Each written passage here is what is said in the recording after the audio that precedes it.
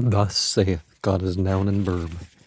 Refrain thy voice from weeping and thine eyes from tears, for thy work shall be rewarded, saith God as a noun and verb. And they shall come again from the land of the enemy, and there is hope in thine end, saith God as a noun and verb. That thy children shall come again to their own border. I have surely heard Ephraim, is it Oprim, or I don't remember how it's spelled, bemoaning himself thus, Thou hast chastened me, and I was chastened, as a bullock unaccustomed to the yoke. Turn thou me, and I shall be turned, for thou art. God is a noun and verb. My God. Surely after that I was turned, I repented, and after that I was instructed. Saw this stuff about criticizing God earlier. Apparently it's something he was supposed to have repented of, right? And after that I was instructed, I smote my thigh, I was ashamed, even confounded, because I did bear the reproach of my youth. Is Aprim my dear son? Is he a pleasant child? For since I spoke against him, I do earnestly remember him still. Therefore, my bowels are troubled for him. And I will surely have mercy upon him, saith God as noun and verb. Set thee up waymarks, and make thee high heaps. Set thine heart toward the highway, even the way which thou wentest. Turn again, O Virgin of Yisrael, turn again to these thy cities.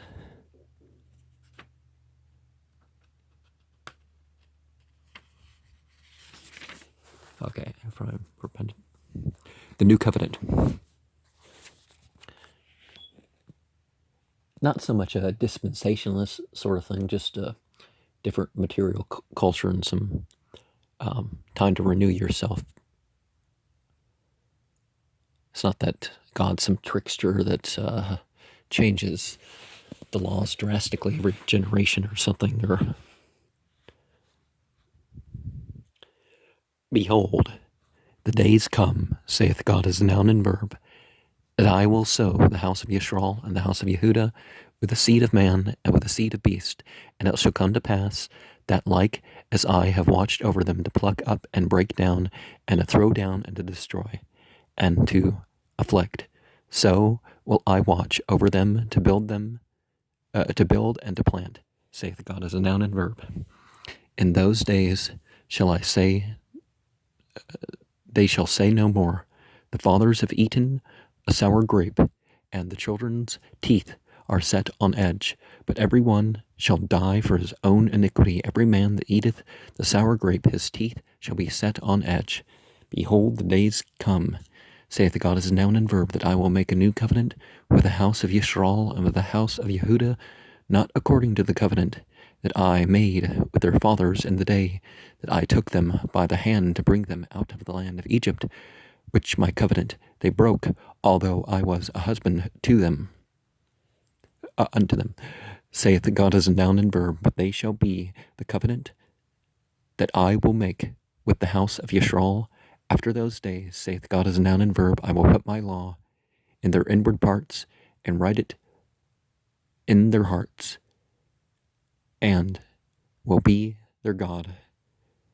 And they shall be my people, and they shall teach no more every man his neighbor, and every man his brother, saying, Know God as a noun and verb, for they shall all know me, from the least of them unto the greatest of them, saith God as a noun and verb.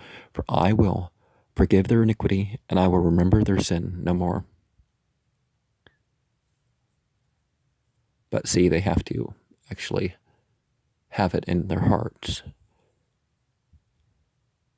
And the house of, we see this phrase talked about in other Semitic areas in particular, that it goes beyond a family lineage to the carrying on of the legacy. The writing of Jeremiah's prophecies. And it came to pass in the 4th year of Jehoiakim, the son of Josiah, king of Yehuda, that this word came unto Yirmiah from God as a noun and verb, saying, Take thee a roll of book, and write therein all the words that I have spoken unto thee against Yisrael, and against Yehuda, and against all the nations, from the day I spoke unto thee, from the days of Josiah, even unto this day. It may be that the house of Yehuda will hear all the evil which I purpose to do unto them. Is evil just the Christian way of saying it, or does the verse actually say that? Because we've came across some issues, but perhaps just negative, Good and evil isn't a positive, negative thing, That they may return every man from his evil way. That literally could be a different word, but, it could be just referring to the karma of negativity, destruction, being returned upon the negative and destructive people, that I may forgive their iniquity and their sin. Then Yirmiah called Baruch, the son of Neriah, and Baruch wrote from the mouth of Yirmiah all the words of God as a noun and verb, which he has spoken unto him, upon a roll of a book. And Yirmiah commanded Baruch, saying, I am shut up, I cannot go into the house of God as a noun and verb, therefore go thou and read in the roll, which thou hast written from my mouth, the words of God as a noun and verb, in the ears of the people in God as a noun and verb's house upon the fasting day, and also thou shalt read them in the ears of all Yehuda that come out of their cities. It may be they will present their supplications before God as a noun and verb, and will return every one his evil way, for great is the anger and fury that God as a noun and verb hath pronounced against this people. And Baruch, the son of Neriah, did according to all that Yirmiah the prophet commanded them, reading in the book the words of God as a noun and verb in God as a noun and verb's house.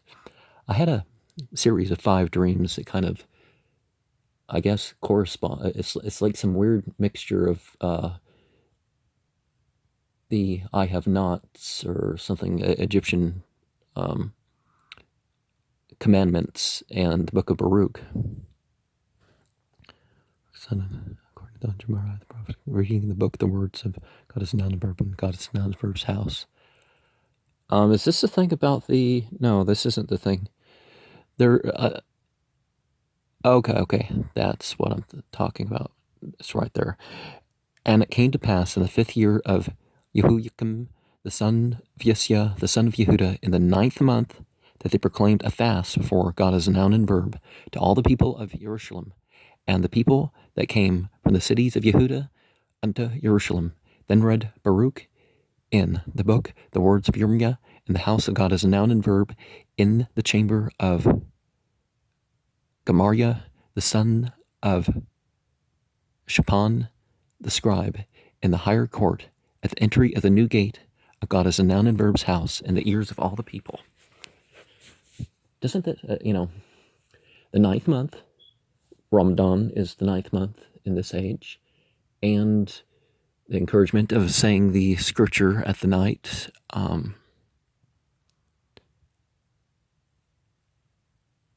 and also we find that, see, they tradition shows that the Jews, they ate and drank at night. But unlike the Muslim, they didn't approach their wives for that month. When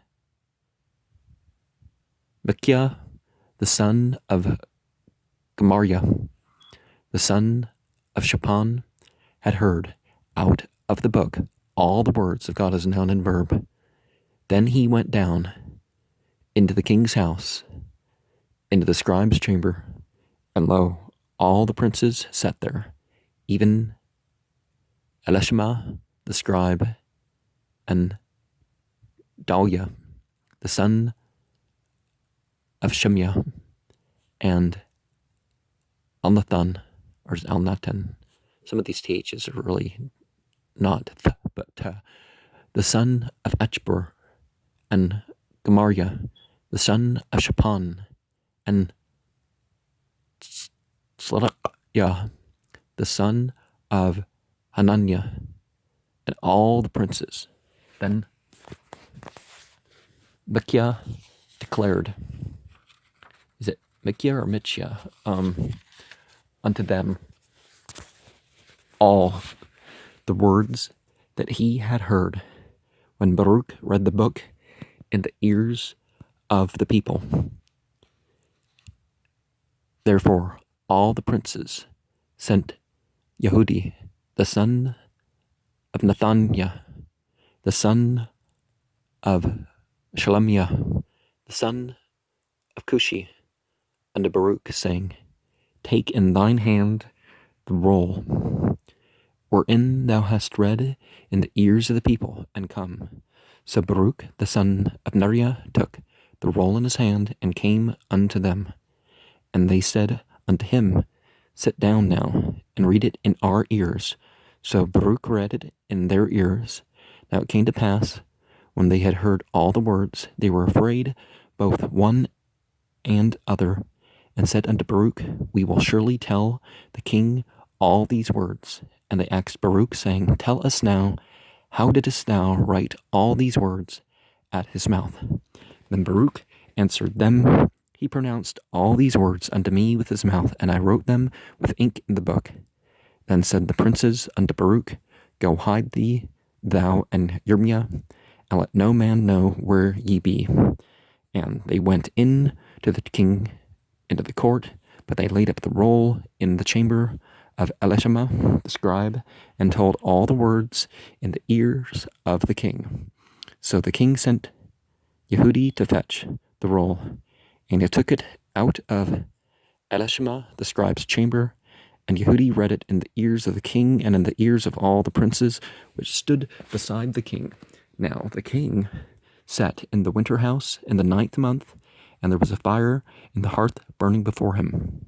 And it came to pass, when Yehudi had read 3 or 4 leaves, he cut it with a penknife and cast it into the fire that was on the hearth, until all the roll was consumed in the fire that was on the hearth. Yet they were not afraid, nor rent their garments, neither the king nor any of his servants that heard all these words. Around November 20th to December 20th is the 9th biblical month. People considered the darkest quarter of the year to be winter back in the day, so.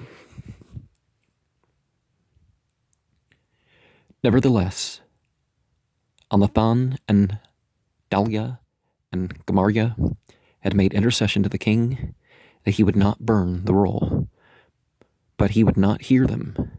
But the king commanded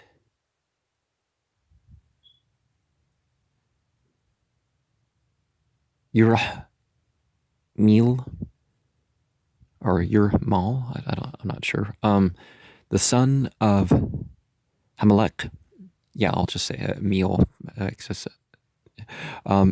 and Surya, the son of Azrael, and Shelemiah, the son of Abdil, to take Baruch the scribe and Yirmiah the prophet, but God, as a noun and verb, hid them. There's also, that's also, it's one of the miracles that's attributed to Muhammad ibn Abdullah, or happened to him, you could say, was that one of his enemies was looking for him, and for some reason they couldn't see him.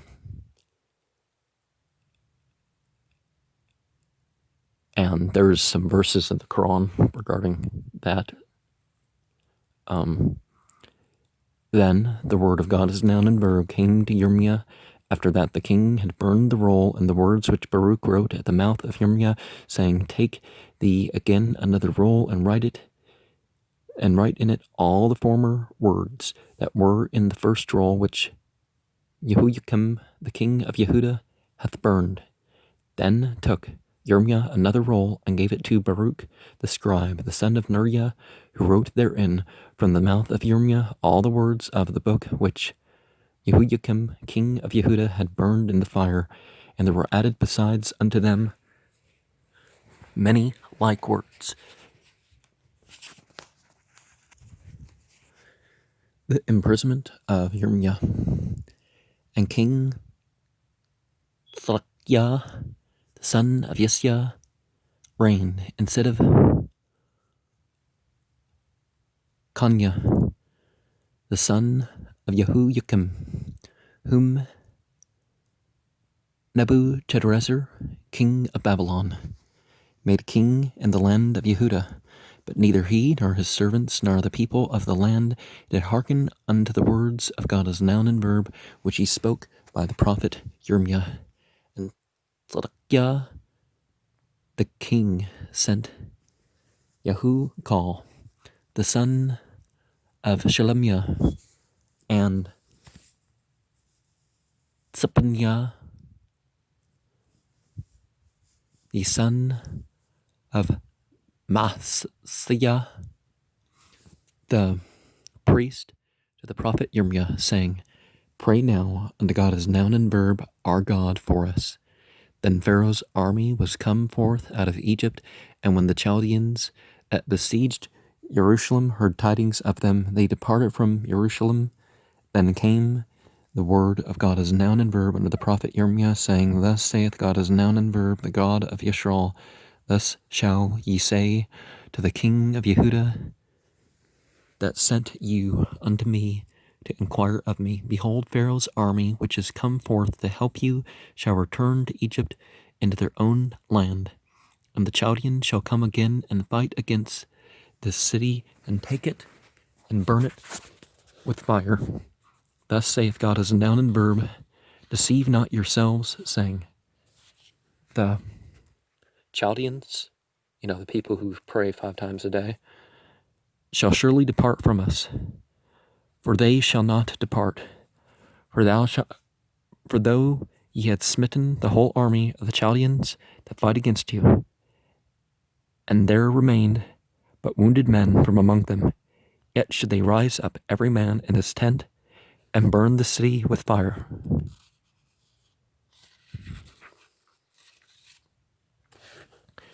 And it came to pass, when the army of the Chaldeans was broken up from Jerusalem for the fear of Pharaoh's army, then Yirmiah went forth out of Jerusalem to go into the land of Benjamin, to separate himself thence in the midst of the people.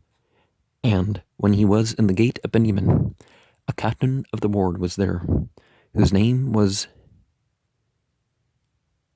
sometimes you have an I in the place of a aleph, so I don't know. Uriah, the son of Shelemiah, the son of Hananiah. And he took Yirmiah the prophet, saying, Thou fallest away to the Chaldeans. Chaldean, Kushti, the Kushtim, because they performed the Kushti. Then said Yirmiah, It is false. I fall not away to the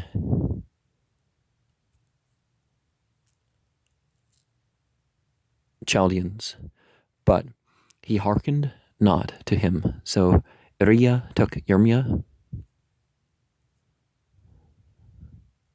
and brought him to the princes. Wherefore the princes were wroth with Yirmiah, and smote him, and put him in prison in the house of Ethan the scribe, for they had made that the prison. Now, see, one of the issues there is that, maybe he wasn't of another nation, but they say, oh, he's saying we should all have authority to pray for ourselves, and he's undermining the priest. That's really kind of what's being implied, don't you think? Encouraging people to take control of their own spiritual lives. When Yirmiyah was entered into the dungeon and into the cabins, and Yirmiyah had remained there many days, then Tzadkiah the king sent and took him out, and the king asked him secretly in his house and said, is there any word from God as noun and verb? And Yirmiyah said, there is, for, said he, thou shalt be delivered into the hand of the king of Babylon. Moreover, Yirmiyah said unto the king Tzadkiah, what I have offended against thee or against thy servants, or against this people, that ye have put me in prison. Where are now your prophets, which prophesied unto you, saying, the king of Babylon shall not come against you, nor against this land. Therefore, hear now, I pray thee, O my lord the king, let my supplication, I pray thee, be accepted before thee, that thou cause me not to return to the house of Jonathan the scribe, lest I die there. Then Tzadkiah the king commanded that they should commit Yirmiyah into the court of the prison, and that they should give him daily a piece of bread out of the baker's street, until all the bread in the city were spent. Thus Yirmiyah remained in the court of the prison. Then Shephatiah, the son of Matan, and Gedaliah, the son of Pashur, and Ukal, the son of Shelemiah, and Pashur, the son of Malchiah, heard the words of Yirmiyah, that Yirmiyah had spoken, and all the people saying, thus saith God as noun and verb, he that remaineth in this city shall die by the sword, by the famine, and by the pestilence. But he that goeth forth to the Chaldeans shall live, for he shall have his life for a prey, and shall live. Thus saith God as noun and verb, this city shall surely be given into the hand of the king of Babylon's army, which shall take it. Because the Babylonians, because they're Chaldeans, had become, the people of God for the time. Therefore, or at least a lot closer to it, right? Therefore, the princes said unto the king, we beseech thee, let this man be put to death, for thus he weakened the hands of the men of war that remain in the city, and the hands of all the people, in speaking such words unto them. For this man seeketh not the welfare of this people, but the hurt. Then Tzadkiah the king said, behold, he is in your hand, for the king is not he that can do anything against you. Then took they Yirmiyah and cast him into the dungeon of Malchiah, the son of Hamelech, that was in the court of the prison. And they let down Yirmiyah with cords, and in the dungeon there was no water but mire. So Yirmiyah sunk in the mire. Now, when Abdmalek, is it Abdmalek because servant of the king, the Ethiopian, one of the eunuchs, which was in the king's house, heard that they had put Yirmiyah in the dungeon. The king then sitting in the gate of Benjamin, Abdmalek went forth out of the king's house and spoke to the king, saying, my lord, the king, these men have done evil in all they have done to Yirmiyah the prophet, whom they have cast into the dungeon, and he is like to die for hunger in the place where he is, for there is no bread in the city. Then the king Sorry. Then the king commanded Admalek the Ethiopian, saying, Take from thence 30 men with thee, and take up Yirmiyah the prophet out of the dungeon before he die. So Admalek took the men with him, and went into the house of the king under the treasury, and took thence old cast clouts and old rotten rags, and let them down by cords into the dungeon of Yirmiyah. And Admalek the Ethiopian said unto Yirmiyah, Put now these old cast clouts and rotten rags under thine armholes, under the cords. And Yirmiyah did so. So they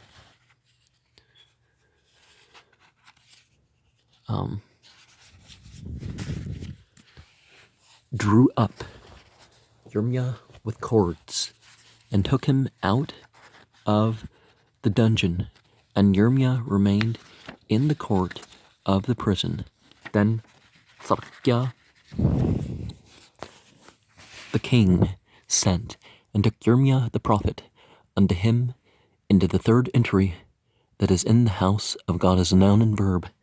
And the king said unto Yirmiyah, I will ask thee a thing, hide nothing from me. Then Yirmiyah said unto Thirkiah, If I declare it unto thee, wilt thou not surely put me to death? And if I give thee counsel, wilt thou not hearken unto me? So Thirkiah, the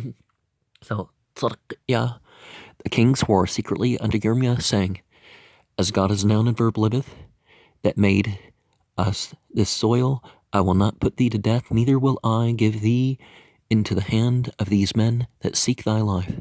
Then said Yirmiyah unto Thirkiah, Thus saith God as noun and verb, the God of hosts, the God of Yisrael, or his thing, Elohim Spout, Elohi Yisrael, if thou wilt surely go forth unto the king of Babylon's princes, then thy soul shall live, and the city shall not be burned with fire, and thou shalt live in thine house. But if thou wilt not go forth to the king of Babylon's princes, then shall the city be given into the hand of the Chaldeans, and they shall burn it with fire, and thou shalt not escape out of their hand. And Thirkiah the king said unto Yirmiyah, I am afraid of the Jews that are fallen to the Chaldeans, lest they deliver me into their hand, and they mock me. But Yirmiyah said, They shall not deliver thee. Obey, I beseech thee, the voice of God as noun and verb, which I speak unto thee, so it shall be well unto thee, and thy soul shall live. But if thou refuse to go forth, this is the word that God as a noun and verb hath shown me. Behold, all the women that are left in the king of Yehuda's house shall be brought forth to the king of Babylon's princes, and those women shall say, Thy friends have set thee on, and have prevailed against thee. Thy feet are sunk in the mire, that they are turned away back. So they shall bring out all thy wives and thy children to the Chaldeans, and thou shalt not escape out of their hand, but shalt be taken by the hand of the king of Babylon, and thou shalt cause the city to be burned with fire. And one side of that, definitely you can say, is that spiritual death comes to those who don't obey the sent one of God for the time and age. Now, we talked about the Chaldeans. Some say as many as 8,000 years ago. So they've been attaching to the messenger of their nation for quite some time. I mean, as of now, because around this time, they said it was like 6,000 years ago, some accounts.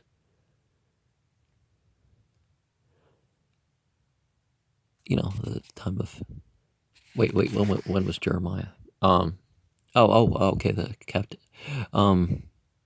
Yeah, something about that. Then said Tzadkiah unto Yirmiyah, let no man know of these words, and thou shalt not die. But if the princes hear that I have talked with thee, and they come unto thee, and say unto thee, declare unto us now what thou hast said unto the king, hide it not from us, and we will not put thee to death. Also what the king said unto thee, then thou shalt say unto them, I presented my supplication before the king, that he would not cause me to return to Jonathan's house to die there. Then came all the princes unto Yirmiyah and asked him, and he told them according to all these words that the king had commanded. So they left off speaking with him, for the matter was not perceived. So Yirmiyah abode in the court of the prison until the day that Jerusalem was taken, and he was there when Jerusalem was taken. In the 9th year of Tzadkiah, the king of Yehuda, in the 10th month, came Nebuchadrezzar. As I pointed out, there's two. I think aren't there two Aramea variations in the Aramea text that's known as Tanakh, that average out to the number value 666. King of Babylon and all his army against Jerusalem, and they besieged it. And in the 11th year of Tzadkiah, in the 4th month, the 9th day of the month, the city was broken up, and all the princes of the king of Babylon came in and sat in the middle gate, even Nergal-Sharezer. Nergal, I've talked about that in one of my seasonals, right? Samgar, Nebo, Sar, Sechem, Rabsaris, Nergal, Sharezer, Rabmag, with all the residue of the princes of the king of Babylon. And it came to pass, when Tzadkiah the king of Yehuda saw them, and all the men of war, they fled and went forth out of the city by night, by the way of the king's garden, by the gate twixt the two walls, and he went out the way of the plain. But the Chaldeans' army pursued after them, and overtook Tzadkiah in the plains of Yerku. And when they had taken him, they brought him up to Nebuchadrezzar the king of Babylon, to Riblah in the land of Hamath, where he gave judgment upon him.